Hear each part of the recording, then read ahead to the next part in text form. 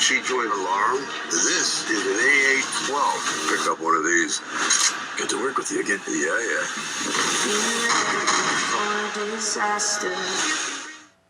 Hello everybody, welcome back to Screenstars. I'm here today to bring you my review for the 2025 action film Alarum. The film is directed by Michael Polish and it stars Scott Eastwood, Willa Fitzgerald, Sylvester Stallone and Mike Coulter. Right, the film follows Eastwood and Fitzgerald's characters. We have Joe and Laura. Now they are spies for rivaling factions, and at the beginning of the film you see them go up against each other and essentially kind of call a truce and end up falling in love. They go off grid for 5 years, end up getting married, and then on their honeymoon they are then tracked down by those organisations that they used to work for, and a top assassin, Chester, played by Sylvester Stallone, is sent in to deal with them. There's some kind of flashcard that needs retrieving with lots of information on, and essentially these two, Scott Eastwood and Willa Fitzgerald's characters, are right at the centre of all this. Right, what are my thoughts on Alarum? I don't really know where to start with this one, other than to say it's terrible, this film. I was really hopeful for this. Honestly, I'm, you know when they say it's worse to say that you're just disappointed with something rather than it just being bad. That's kind of how I feel. The film is bad, but I'm desperately disappointed because I really wanted this to be a lot of fun. You know what I mean? Obviously, we're all big fans of Sylvester Stallone, and after his last film, Armour, that came out late last year that I reviewed on the channel, which I thought was pretty terrible too, one of my points in that review was like, why is he doing films like this, Stallone? He doesn't need to do them. Right now he's still massively popular with Tulsa King. He doesn't need to make garbage.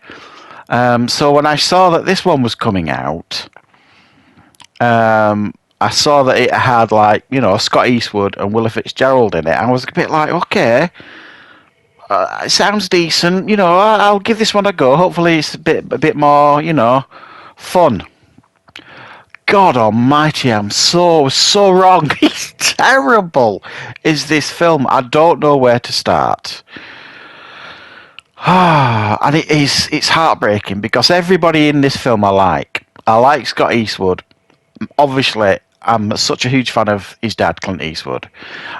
He's my icon, my favourite of all time. So I want his kid to do well. He's got the look, Scott Eastwood. His choices in scripts and films to make are just terrible. And if he's not careful, this guy's his career is going to go nowhere. I mean, he needs to be smarter in his choices here. This is not a smart choice, and I cannot understand why the likes of Stallone, especially, but the likes of Scott Eastwood that's trying to get his star to rise, and even Willa Fitzgerald, who has been in some cracking stuff since she did Reacher.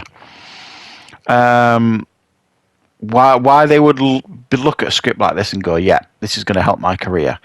It baffles me, and I don't ever understand it. It has to be money related, but surely it's not great for their careers. It can only be harmful for their careers, because all you're going to get offered is garbage like this.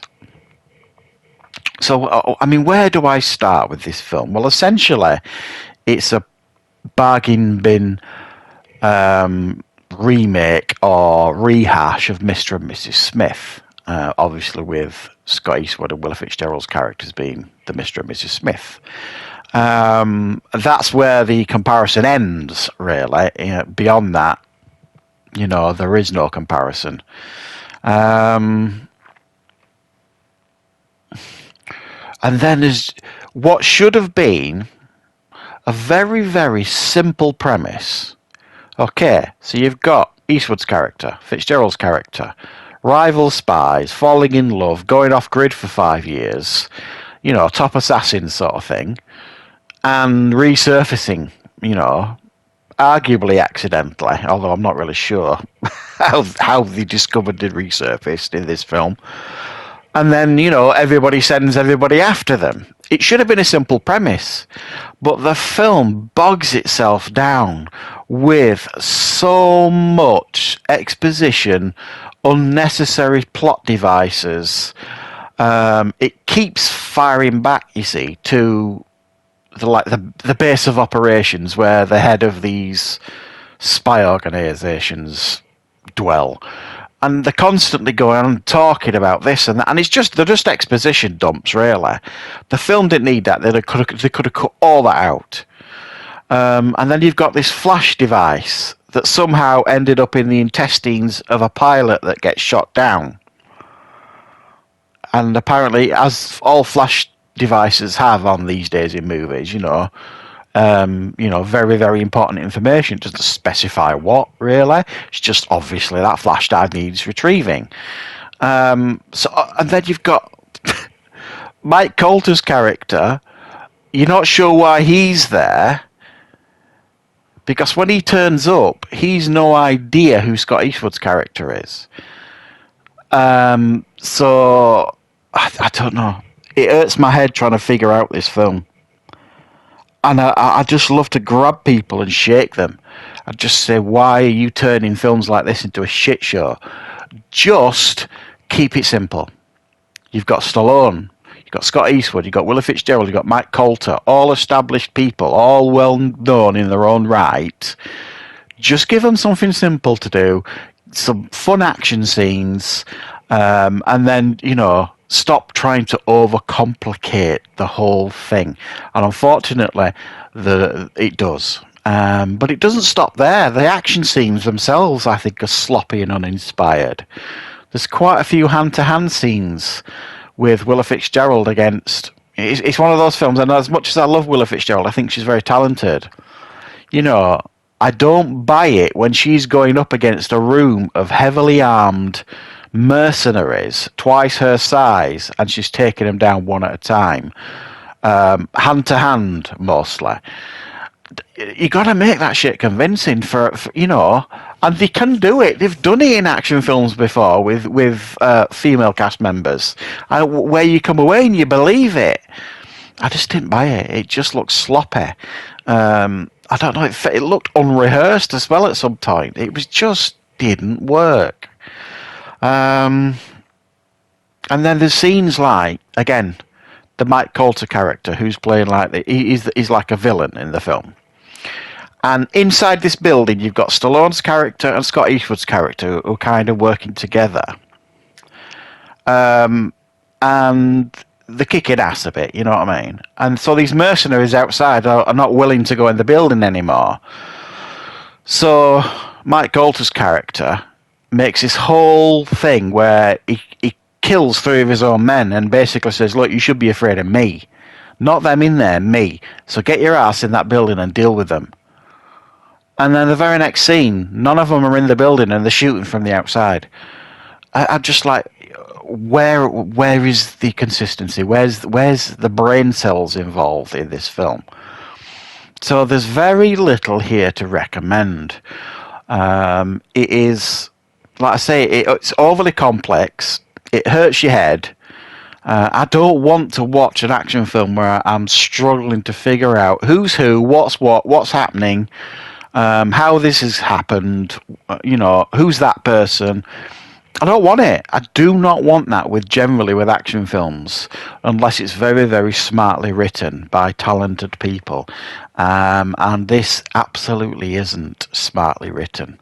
And I don't know if someone's got a voodoo doll of Sylvester Stallone and they're poking it, making him do these movies. I don't know if someone's blackmailing him. I cannot fathom it and understand it. Why he's doing these films. Somebody explain it to me. He doesn't need the money, so it can't be the money. What is happening? What is he doing? Please stop it, Sylvester Stallone. Do not ruin your legacy. And stop releasing absolute tosh like this that is hard to watch, and that. It's so disappointing, so disappointing. Yeah, definitely give this one a miss, guys. I can't recommend it at all. Even hardcore Stallone fans, I think, are going to come away from this one thinking, "What is he doing?" Yeah. That's my thoughts on Alarum. Avoid it like the plague. Didn't enjoy it. I thought it was a terrible mess. But don't forget to join me back on the channel for plenty more reviews. And I will look forward to seeing you soon.